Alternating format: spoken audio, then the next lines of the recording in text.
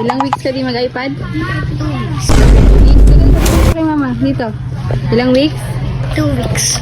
14 days yon. Tingnan mo. Lumapit ka dito. 14 days. 14 na tulog yon na gabi.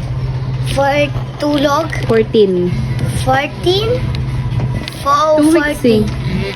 O, bye na yan. Hindi ka telling lies? 2 weeks ka di mag-iPad? Yes. Paano pa nag-iPad ka, namilit ka, nag-safe list ka?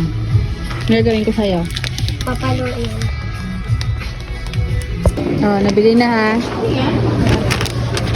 Ano yung sabi mo? Pag nabili na? Walang? iPad. Ilang araw? Hindi. 2 weeks kanina. Uy! 2 weeks usapan natin kanina. Dito ka talagang bata ka. Wait lang.